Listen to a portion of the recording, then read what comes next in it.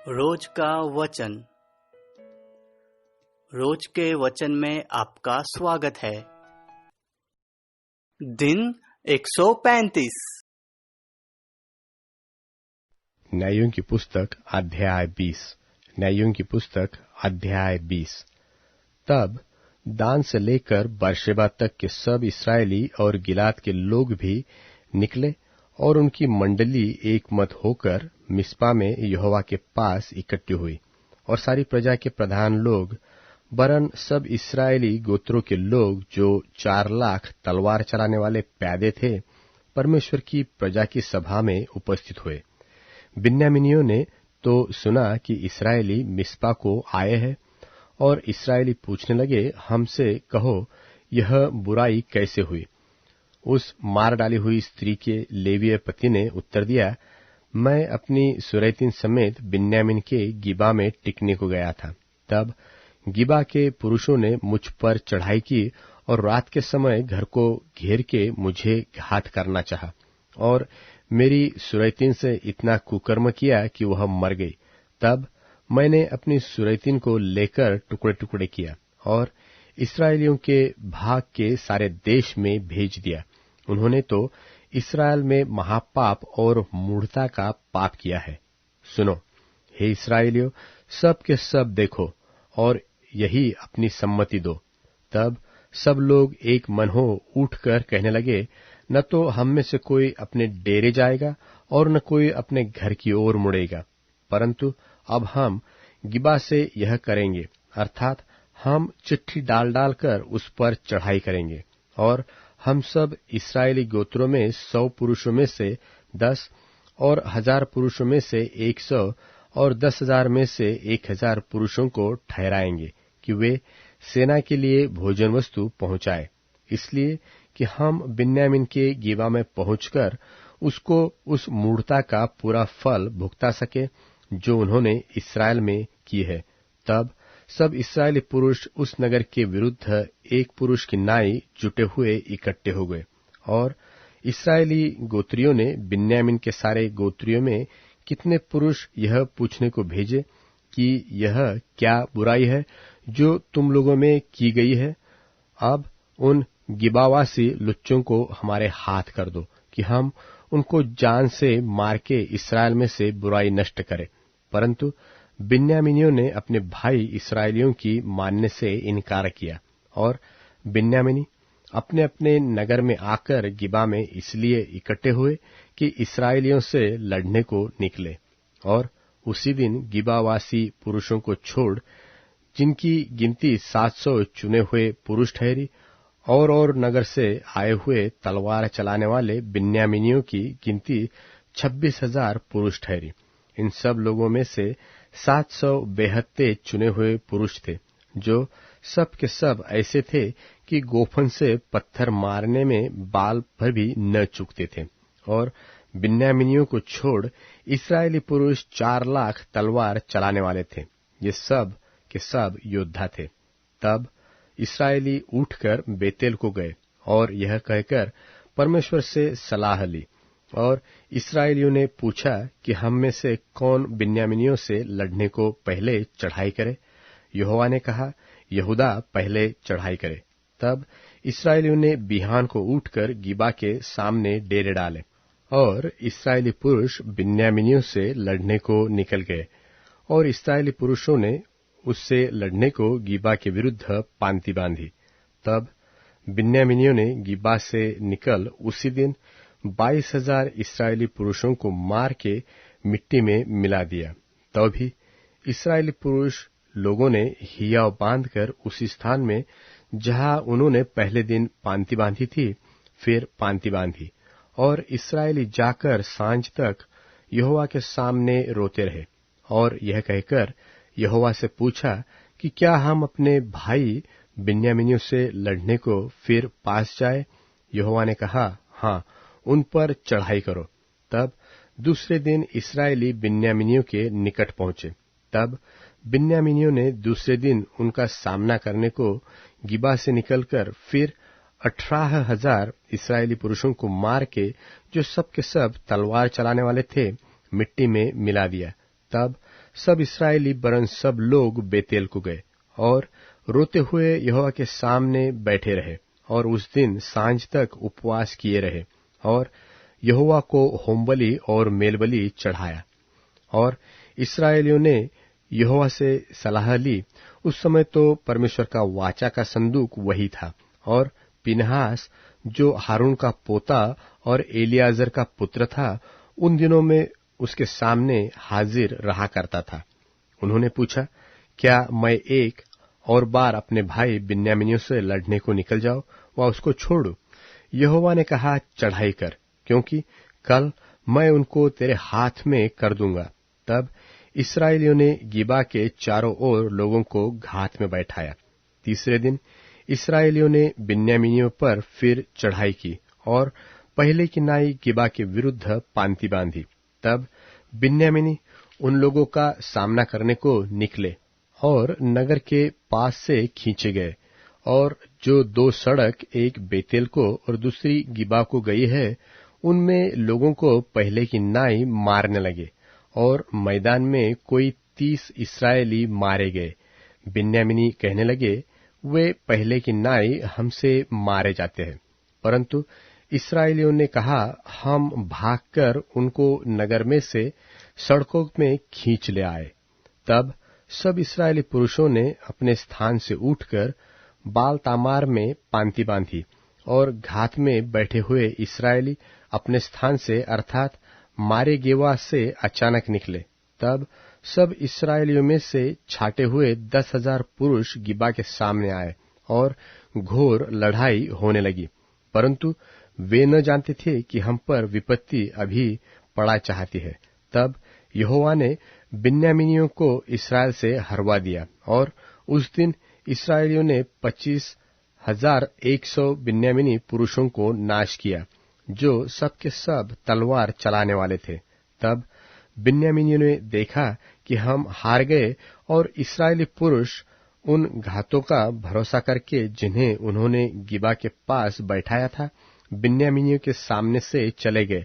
परंतु घातक लोग फुर्ती करके गिबा पर झपट गए और घातकों ने आगे बढ़कर कुल नगर को तलवार से मारा। इस्राएली पुरुषों और घातकों के बीच तो यह चिन्ह ठहराया गया था कि वे नगर में से बहुत बड़ा धुएं का खंबा उठाए। इसलिए इस्राएली पुरुष तो लड़ाई में हटने लगे और बिन्यामीनियों ने यह देखकर कि निश्चय वे पहली लड़ाई की नाई हमसे हारे जाते हैं, इस्राएलियों को मार डालने लगे और 31 पुरुषों को घात किया। परंतु जब वह धुएं का खंबा नगर में से उठने लगा, तब बिन्यामीनियों ने अपने पीछे जो दृष्टि की तो क्या देखा कि नगर का नगर धुआं होकर आकाश की ओर उड़ रहा है। तब इस्राएली पुरुष घूमे और बिन्यामीनी पुरुष यह देखकर घबरा गए कि हम पर विपत्ति आ पड़ी है। इसलिए उन्होंने इस्राएली पुरुषों को पीठ दिखाकर जंगल का मार्ग लिया, परंतु लड़ाई उनसे होती ही रही और जो नगरों में से आए थे उनको इस्राएली रास्ते में नाश करते गए। उन्होंने बिन्यामीनियों को घेर लिया और उन्हें खदेड़ा। वे मनुहा में परन गिबा के पूर्व की ओर तक उन्हें लताड़ते गए और बिन्यामीनियों में से 18,000 पुरुष जो सब के सब शूरवीर थे मारे गए। तब वे घूमकर जंगल में की रिम्मोन नाम पहाड़ी की ओर तो भाग गए, परंतु इस्राएलियों ने उनमें से 5,000 को बीनकर सड़कों में मार डाला। फिर गिदोन तक उनके पीछे पड़ के उनमें से 2,000 पुरुष मार डाले। तब बिन्यामीनियों में से जो उस दिन मारे गए थे वे 25,000 तलवार चलाने वाले पुरुष थे और ये सब शूरवीर थे, परंतु 600 पुरुष घूमकर जंगल की ओर भागे और रिम्मोन नाम पहाड़ की चट्टान में पहुंच गए और 4 महीने वहीं रहे। तब इस्राएली पुरुष लौटकर बिन्यामीनियों पर लपके और नगरों में क्या पुरुष, क्या पशु, क्या जो कुछ मिला सबको तलवार से नाश कर डाला और जितने नगर उन्हें मिले उन सबों को आग लगाकर फूंक दिया।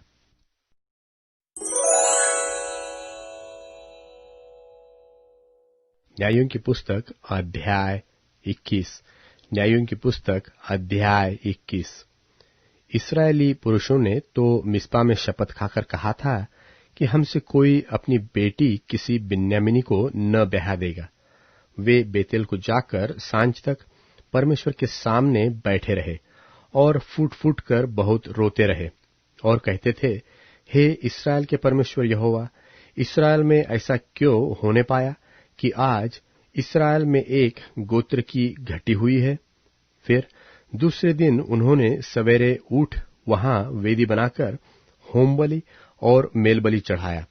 तब इस्राएली पूछने लगे, इस्राएल के सारे गोत्रों में से कौन है जो यहोवा के पास सभा में न आया था? उन्होंने तो भारी शपथ खाकर कहा था कि जो कोई मिस्पा को यहोवा के पास न आए वह निश्चय मार डाला जाएगा। तब इस्राएली अपने भाई बिन्यामीन के विषय में यह कहकर पछताने लगे कि आज इस्राएल में से एक गोत्र कट गया है। हमने जो यहोवा की शपथ खाकर कहा है कि हम उन्हें अपनी किसी बेटी को ब्याह न देंगे, इसलिए बचे हुओं को स्त्रियां मिलने के लिए क्या करें?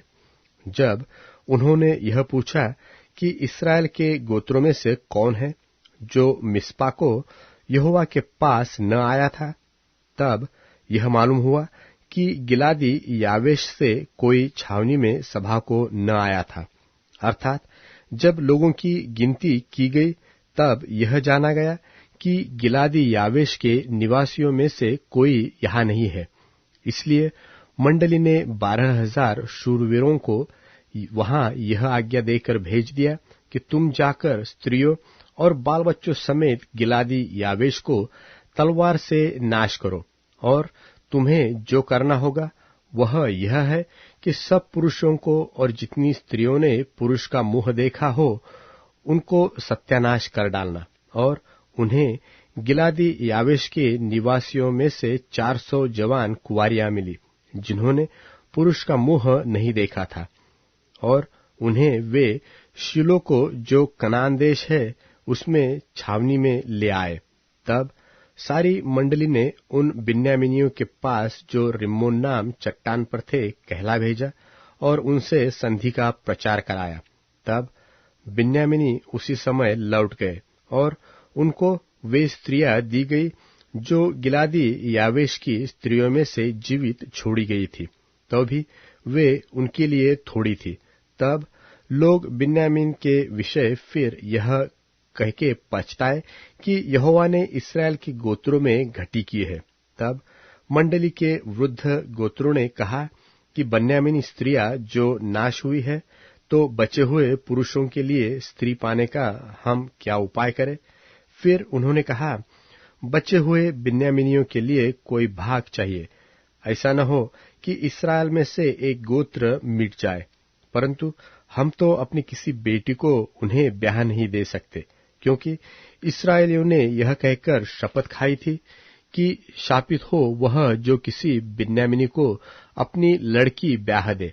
फिर उन्होंने कहा, सुनो, शीलो जो बेतेल की उत्तर ओर और उस सड़क की पूर्व ओर है जो बेतेल से शकेन को चली गई है और लबोन की दक्षिण ओर है, उसमें प्रतिवर्ष यहोवा का एक पर्व माना जाता है। इसलिए उन्होंने बिन्यामीनियों को यह आज्ञा दी कि तुम जाकर दाख की बारियों के बीच घात लगाए बैठे रहो और देखते रहो, और यदि शीलो की लड़कियां नाचने को निकले तो तुम दाख की बारियों से निकलकर शीलो की लड़कियों में से अपनी अपनी स्त्री को पकड़कर बिन्यामीन के देश को चले जाना। और जब उनके पिता व भाई हमारे पास झगड़ने को आएंगे, तब हम उनसे कहेंगे कि अनुग्रह करके उनको हमें दे दो, क्योंकि लड़ाई के समय हमने उनमें से एक एक के लिए स्त्री नहीं बचाई, और तुम लोगों ने तो उनको ब्याह नहीं दिया, नहीं तो तुम अब दोषी ठहरते। तब बिन्यामीनियों ने ऐसा ही किया, अर्थात उन्होंने अपनी गिनती के अनुसार उन नाचने वालियों में से पकड़कर स्त्रियां ले ली। तब अपने भाग को लौट गए और नगरों को बसाकर उनमें रहने लगे। उसी समय इस्राएली वहां से चलकर अपने अपने गोत्र और अपने अपने घराने को गए, और वहां से वे अपने अपने निज भाग को गए। उन दिनों में इस्राएलियों का कोई राजा न था, जिसको जो ठीक सूझ पड़ता था वही वह करता था।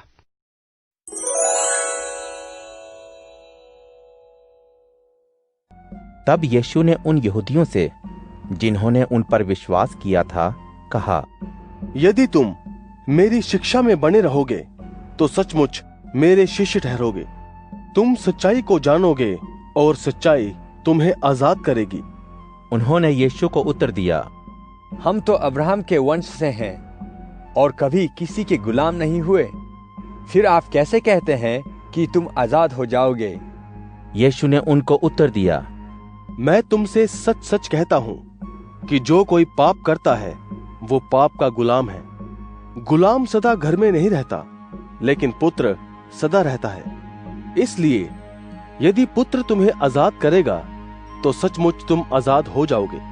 मैं जानता हूं कि तुम अब्राहम के वंश से हो, तो भी मेरी बातें तुम्हारे अंदर मानो जगह नहीं पाती, इसलिए तुम मुझे मार डालना चाहते हो। मैं वही कहता हूं जो मैंने अपने पिता के यहां देखा है, और तुम वही करते रहते हो जो तुमने अपने पिता से सुना है। उन्होंने यीशु को उत्तर दिया, हमारा पिता तो अब्राहम है। यीशु ने उनसे कहा, यदि तुम अब्राहम की संतान होते तो अब्राहम की तरह काम करते, लेकिन तुम मुझको मार डालना चाहते हो। मैंने तुम्हें वो सच्ची बातें बताई जो मैंने परमेश्वर से सुनी। ये तो अब्राहम ने नहीं किया था। तुम अपने पिता के समान काम करते हो। उन्होंने उनसे कहा, हम व्यभिचार से नहीं जन्मे, हमारा एक पिता है, अर्थात परमेश्वर। यीशु ने उनसे कहा, यदि परमेश्वर तुम्हारा पिता होता तो तुम मुझसे प्रेम रखते, क्योंकि मैं परमेश्वर में से निकल कर आया हूं। मैं अपने आप से नहीं आया, परंतु परमेश्वर ने मुझे भेजा है। तुम मेरी बात क्यों नहीं समझते? इसलिए कि मेरी बातें सुन नहीं सकते। तुम अपने पिता शैतान से हो और अपने पिता की लालसाओं को पूरा करना चाहते हो। वो तो शुरुआत से खूनी है। वो सत्य पर स्थिर न रहा, क्योंकि सत्य उसमें है ही नहीं। जब वो झूठ बोलता है तो अपने स्वभाव ही से बोलता है, क्योंकि वो झूठा है, वरन झूठ का पिता है। परंतु मैं तो सच बोलता हूं, इसीलिए तुम मेरा विश्वास नहीं करते। तुम में से कौन मुझे गुनाहगार ठहराता है? यदि मैं सच बोलता हूं तो तुम मेरा विश्वास क्यों नहीं करते? जो परमेश्वर की ओर से होता है वो परमेश्वर की बातें सुनता है, परंतु तुम इसलिए नहीं सुनते क्योंकि परमेश्वर की तरफ से नहीं हो। यह सुन यहूदियों ने उनसे कहा, क्या हम ठीक नहीं कहते हैं कि आप सामरी हैं और आप में दुष्ट आत्मा है? यीशु ने उत्तर दिया, मुझ में दुष्ट आत्मा नहीं है, परंतु मैं अपने पिता का आदर करता हूं और तुम मेरा निरादर करते हो।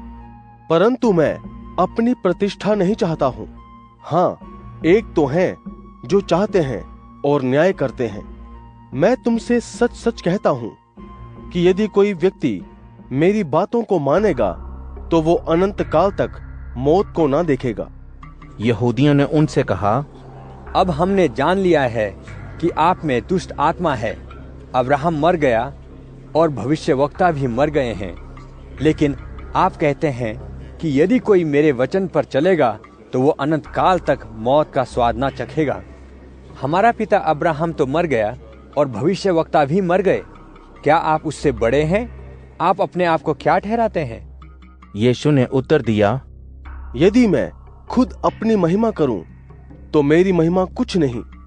जिन्हें तुम अपने पिता होने का दावा करते हो, वही मेरी महिमा करने वाले मेरे पिता हैं।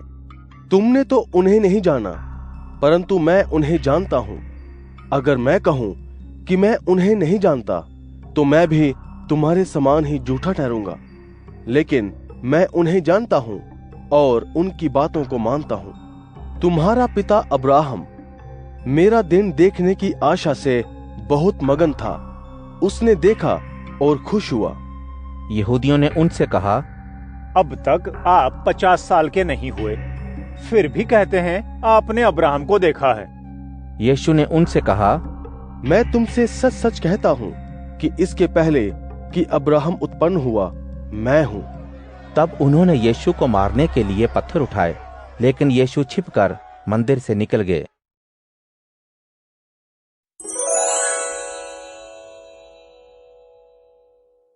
अध्याय 61। परमेश्वर की रक्षा शक्ति में पूर्ण विश्वास। हे परमेश्वर, मेरी पुकार सुन, मेरी प्रार्थना पर ध्यान दे। जब मेरा हृदय डूबने लगता है, तब मैं पृथ्वी के सीमांत से तुझको पुकारता हूँ। मुझे ऊपर उठा और चट्टान पर बैठा, जो मेरी अपेक्षा ऊंची है, क्योंकि तू मेरा शरण स्थल है। शत्रु के समक्ष मेरा सुदृढ़ गढ़ है। मैं युग युगांत तेरे शिविर में रहूंगा। मैं तेरे पंखों के आश्रय में शरण लूंगा। हे परमेश्वर, तूने मेरे व्रत पूर्ण किए हैं। जो तेरे नाम के भक्त हैं, तूने उनकी मनोकामनाएं पूरी की है। राजा को दीर्घायु प्रदान कर, उसकी आयु के वर्ष कई पीढ़ियों के तुल्य हो जाएं। वह परमेश्वर के सम्मुख सदा सिंहासन पर रहे। तू अपनी करुणा और सच्चाई को नियुक्त कर कि वे उसकी रक्षा करें।